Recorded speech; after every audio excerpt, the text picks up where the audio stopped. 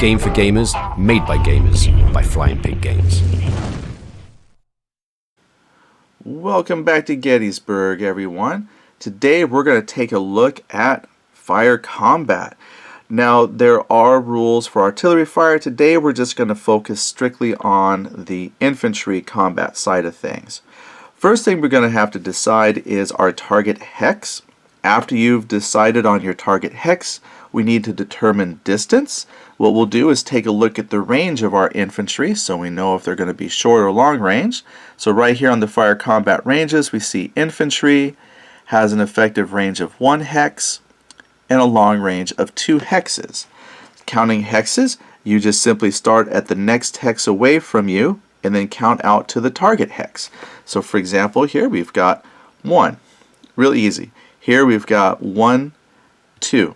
So don't include the unit firing, but include the target. So very easy to determine range. And we're going to use that range as a modifier on combat results later. Alright, then we have, after you got your range and you've got your target, you're going to pick your line of sight. We're just mostly looking for intervening terrain that would block. So for example, they're all on the same elevation of land right here, and these are clear spaces, so nothing to worry about blocking line of sight. I shifted the camera to give you better examples. The little orchard and a little building doesn't block line of sight, but here if we shift, this gives you a better example. The full woods would block line of sight, and instead of buildings, but if you are, say, in the full city hexes of Gettysburg, so that's why I shifted the camera, this would block line of sight. There's also rules for if you're shooting uphill, downhill, and mostly the concern would be, is there obscuring terrain between the elevation differences? So nothing really super difficult with the line of sight. Alright, so after you've got your range, you've got your line of sight, what we're then going to check for is the strength points, because we got to have to know how strong is the attack. Now to do that, again, is pretty simple. What you're going to do is take a look at this value in the lower left hand corner of your counter, and that's going to tell you the strength value. Now there's some rules to this. If you have right here 10 is the maximum starting strength points that you can start with. Anything above that is lost. Also, you have to have a minimum of 1 strength point to fire. So right here we have 10. They're going to fire out of this hex, no problem. If we had a 10 and an 8, you can see that goes well beyond the 10. And if they were going to fire into this hex, they couldn't make 2 separate attacks. There's a rule for that. So if multiple units are going to fire into this hex, you can't do like a separate 10 attack and a separate 8 attack. What you're going to have to do is don't stack them and attack that hex, or just be aware it's going to be lost. What you might want to do is, if you have multiple units, is put like a 7 and then a 3. Then when they attack that hex, they don't lose any points. So the idea is you're going to have to manage your units to make them as effective as possible, and that's part of being a general. And a couple other considerations for the strength would be, let's say if we did have this, they could fire at the same, or like I mentioned, the multiple hex thing, if I had this 10 and a 7, then the 10 could maybe fire here and the 7 could fire here. So you can split your fire that way. So just kind of be careful that you're not overstacking and losing out on potential strength points. Alright, so what I'm going to do is just clear this up a little bit. And again, to simplify combat, we're just going to focus on these units right here. Now, as far as combining the strength points, there's another consideration here, since we're going to simplify this out a little bit. If they are in the same hex, they can stack and add their points together, which is great. If they're in adjacent, you can have up to 2 adjacent hexes combine fire onto a target, but if they're adjacent, they have to be the same brigade. So this is, both units are from Ward's brigade. If this had been from another brigade, they couldn't combine fire and attack that hex. So that's why we're just going to stick with these 2 folks. So we're going to go ahead and say they're right here, and they're going to combine fire onto 3rd Corps Thomas Brigade. All right, so now we've got our target, we've got our range, we've got our line of sight, we have our strength points of 10. What we're going to have to do now is start making some column shift checks. So what do I mean by that? Well, here on our combat chart, we've already determined that we have 10 strength points. So now what we're going to do is look to see if there's any modifiers that shift. So this is important because when you're on the maximum part here of 10, in order to get these better results, you're going to have positive shifts that bring you to the right. Negative modifiers bring you to the left, and that is worse results. If you're starting on the 1, for example, or the 2, but if you have negative shifts that bring you off of the 1 side, you're always at a minimum of 1. You just remember you got to start with at least 1 SP point, and then the column shifts don't matter. Below 1, you'll roll on the 1. Any positive column shifts that take you beyond this final, what is that, like 5 asterisks, anything beyond that is still going to be rolling on this one chart. And that's like the best column on the chart. So we're going to look here to see what columns apply. So like is the target in woods, rocky woods, or the devil's den. Target is dismounted cavalry or skirmish order.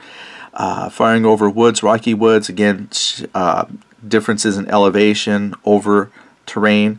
Firing over units, M artillery, that's a mixed artillery. We'll talk artillery another time. Defender leaving the bivouac. Those are 1 shifts, and there's some 2. Target in town hex, that's a 2 shift to the left. Target is in good ground. Firing unit has faulty fuses. That would not be a good event to draw. Or long range. Right now, we've got our targets here at effective range, so there's no shifts, there's no intervening terrain, they're just going to be rolling straight on the 10. Now we could look for positive modifiers. It's the same thing. Is a target mounted cavalry? Are we firing under a defend order? We're not. We don't have mixed artillery at canister range. We're not canister range. So basically, we're going to be rolling on the 10. Alright, so now we've got the column shifts. We know our final column, which is going to be the 10 column. Now we're going to roll dice. This is the fun part. The game comes with black, white, and red dice. For fun, just because I have them, I'm going to use blue and gray because that seems very thematic. Also, if you pledge during the Kickstarter for the deluxe game, there's going to be custom blue and gray dice that come out. These are not the custom dice, just dice that I have for all my Civil War gaming. But I'm going to roll these because, again, thematic. Alright, so when we roll, we're going to roll all 3 dice. Oh, this is great. In other practices I've done, I've never rolled this great. Alright, I'm going to use the blue as what I'm going to call the 10s, and the gray will be the 1s. I read them as like percentage, so that'd be a 55. So a couple great things with that. As you notice, the dice results here kind of look like percentages. So you just go from 11 up to 66. And red, if you see them, it basically is the doubles. So if you roll doubles, that gives you a battlefield result. You don't have to use these when you first start the game. After you get comfortable with the game, you can add in the special events that occur during combat. So I rolled a 55, so that's pretty cool. That would be a battlefield event. We're going to ignore events and just concentrate on the basics. So I take my 55, I'm going to run it across to my 10 column, which is an S. Now, the S, it doesn't really matter so much the S, it's just that there's some severities of the colors here. So if you got an NE result, that means there was no effect, your firing was ineffective. E, all of these now mean that there's some kind of fire cohesion test you have to take, and the color just kind of represents the severity, and same with like the T and S. T is not quite as severe as S, but they're both bad. All right, and we're going to take that information right down here. So again, since I had 55, I run across to my 10 column, and that's an S. So I know that that's pretty severe. Now what I'm going to do is take this red number, my 5, and I add the target's cohesion number. This is their cohesion rating. And I take that 4 plus the 5 is a 9. And what I'm going to do is cross-reference that here on my cohesion test and just go from a 9 all the way across to the S and get some results. Now this is cool because let's say this unit was stacked here in this hex. If this is a stacked hex, both of these units will be attacked. However, when you do the results, if you notice this 4 plus 5 is a 9, 3 plus 5 is an 8, that will give different results. And this is cool because that means different units in there are going to get different combat results against them. So I really like that. It's never just the same result applied against everything. Everything kind of gets its own damage results. That's very cool. But we're just going to focus on hurting this one guy here. Alright, where was I? A 9 and go across here. It says SH and SK. Alright, those are my potential damage results. Now again, this looks like a lot, but it's easy once you break it down. If you notice right down here in the combat result codes, this tells you exactly what those results mean. Now here's the part that is very important, is which of these do I take? Because I've got, options here too. Well, the way we break it down is if you see a single result, that's what you apply. So any means no effect. If you see two results, well, then we're going to look here at the combat results code. So for example, here this NE parentheses FF. So if we look down here, if something's in parentheses, the unit must do the left side result, and the owning player may also choose to do the right side. So for example here, NE means, first of all, there's no effect. I have to take that, which no effect is good. Then in parentheses, it says FF. That's firefight. That's an option. So if I, as the defender, want to, FF means I can fire back and engage in a firefight. Cool. But let's apply that over here. We had SH parentheses SK1. Now shaken, that's what SH means. I have to take the SH result. Shaken is going to be this counter. And when you're shaken, you get a -1 to your strength points and -1 to your cohesion rating. So yeah, it's a bit of a penalty. And the rules say you're going to stick that underneath the unit. The shaken counters we have are prototypes. We're not quite sure on the final size. They were supposed to be smaller, but I like the bigger because now I can see, without having to lift the unit, exactly that I'm shaken, and I know that's a yellow. Now there's two sides, yellow and red. Red side is used if I attacked a hex and both units became shaken. That's all the red means, is every unit above that is shaken. So that's all the color code means. It's the same penalty, -1. It's just a visual reference to let you know if only one unit is shaken or all the units in the hex. So we'll put the 4 back. Oops. Alright, so he's shaken. Now, it said, remember, parentheses is optional. So I had skedaddle 1. So skedaddle is a very thematic way of saying, retreat, we're skedaddling. And you just fall back. Now, there are rules and restrictions for retreating, but the number indicates how many hexes you retreat. Not movement points, but how many hexes. So a skedaddle of 1 would mean the Confederates would have to fall back 1 hex. Awesome, we pushed them back. Now here's some other considerations. If this is a plus, such as DP plus SK3, that means I have to take the depleted result and a skedaddle back of 3 hexes. Deplete means you flip the unit to its depleted side. The depleted side has this little white triangle, and that is the weaker of the counters. Now, if I did take a DP result and they got weakened quite a bit like that, I may want to take the skedaddle just to get them out of danger. If a unit is shaken, as in this result, and they got that DP, they would lose that shaken status and keep their DP result. We also have on here the shaken, skedaddle, DP for deplete, the FF for firefight.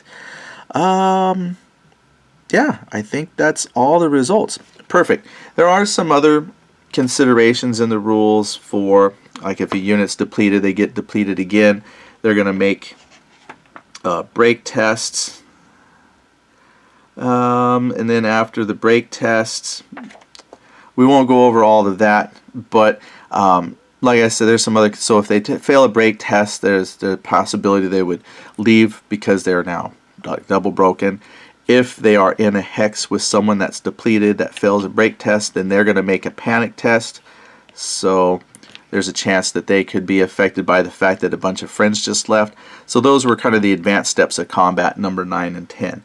But that up to that point, though, that is everything you need to know to start your fire combat journey. And like I said, it's quite a few steps at first that it seems like, but once you get the firing at each other for a little while, it's really easy to start looking up the results.